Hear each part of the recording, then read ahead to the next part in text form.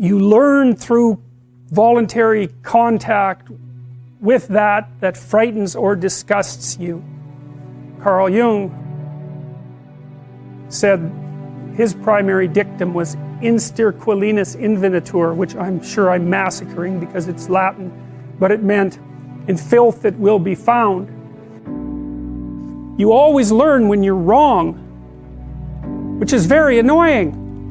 Now what do you learn when you're correct? You're walking in the world, you're operating in the world, you have a sense of what you want to have happen. You're always looking at the world through this sense of what you want to have happen. You're acting so that what you want to have happen will happen.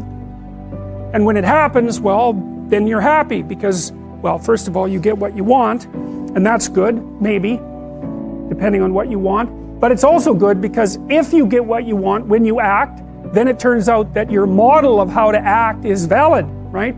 The outcome, that you get what you want, indicates no error on the part of your model. But it's very frequently the case that when you act to get what you want, you don't get what you want. And then that's unpleasant because you don't get what you want. But it's even more unpleasant because it brings with it the hint of a suggestion that the manner in which you're construing the world is incorrect at some indeterminate level. So for example, if you tell a joke at a party, you presume that people will attend, and then when they hear the joke, they will laugh, and then if you tell the joke and it goes flat, or even worse, disgusts and offends people, then you're going to be taken aback, and that's partly because you didn't get what you want, and that's not so good, but it's more because there's something wrong with the way you conceptualized the situation. And then you're faced with a problem, and the problem is the emergence of a domain of the unknown. It's like, well, what kind of mistake did you make? Maybe you're not as funny as you think you are. That could be a big problem. Maybe you're not around people who are the way you think they are. Maybe they don't like you as much as you thought they liked you. I mean, the potential for various paranoid thoughts of increasing severity to come welling up at you in a situation where you make even a trivial social mistake is quite broad. And when you make an error of that sort, you have to face it and sort through all the possibilities so that you can find out what it was that you did wrong and how to retool it so that in the future you don't make the same mistake. You have nothing to rely on in your life that's more crucial to your success as you move through life than your character and your personality. That's what you bring to every situation. And the more sophisticated you are in relationship to yourself and others, the more you understand people, the deeper you understand the nature of your own being, the more likely it is that you're going to proceed through your life in a manner that will make you pleased to exist rather than displeased to exist. As you interact with other people, you inevitably tell them what you want and what you don't want.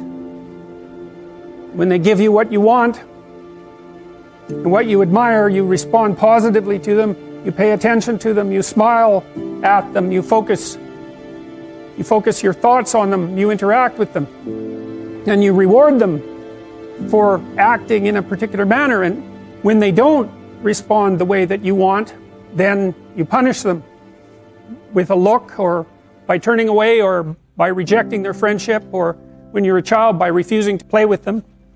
And so we're engaged in the co-creation of personalities, our own and others.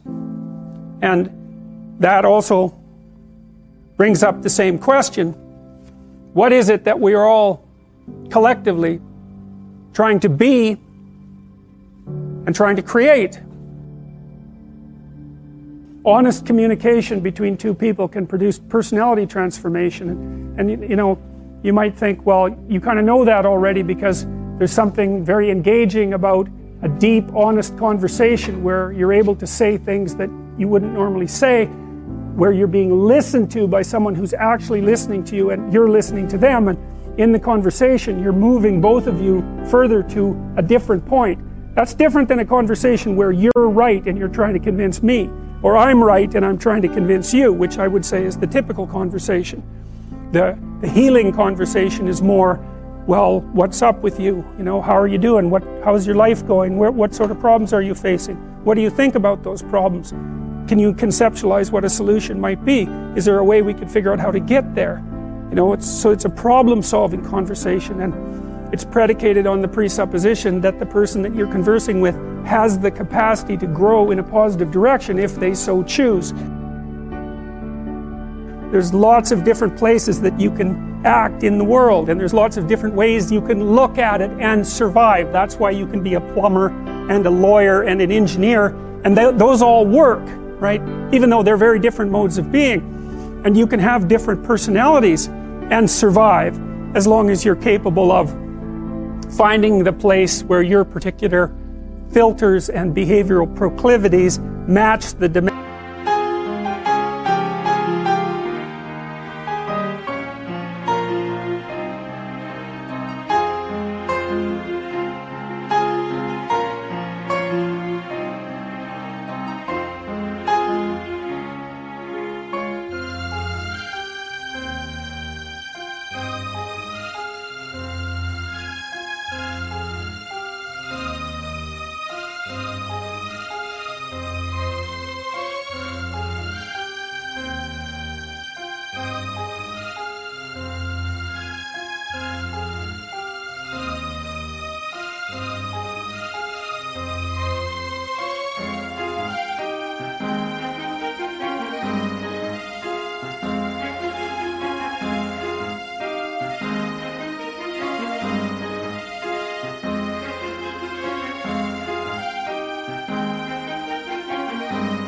Of the environment, and a huge part, I would say, of successful adaptation is precisely that.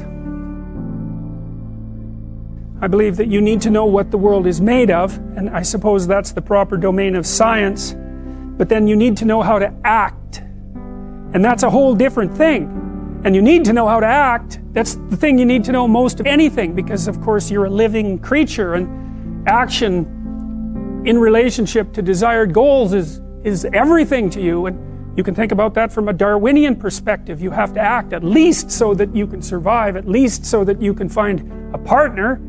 That's life. And so part of the question is, well, how does the world look if you think about it as a place to act? And the answer isn't a place of value-free objects. That's not what the world looks like. And you can't act in a world of value-free objects because there's no way of choosing between them. If everything has zero value, why would you choose one thing over another? You live in a world where things present themselves to you as of different value. You make yourself out of the information that you gather in the world. So you're an exploring creature. You explore specifically when the maps that you're using in the world are no longer orienting yourself properly, when they're producing errors. You go out, gather information, and assemble yourself from the information that you discovered. There's some relationship between your personality and the manner in which your brain functions. I've often found it useful when I'm trying to remember something to have a story to hang the facts on. Otherwise you're faced with the necessity of doing nothing but memorization, and it isn't obvious to me that memorization actually constitutes knowledge. What constitutes knowledge is the generation of a cognitive structure that enables you to conduct yourself more appropriately in life.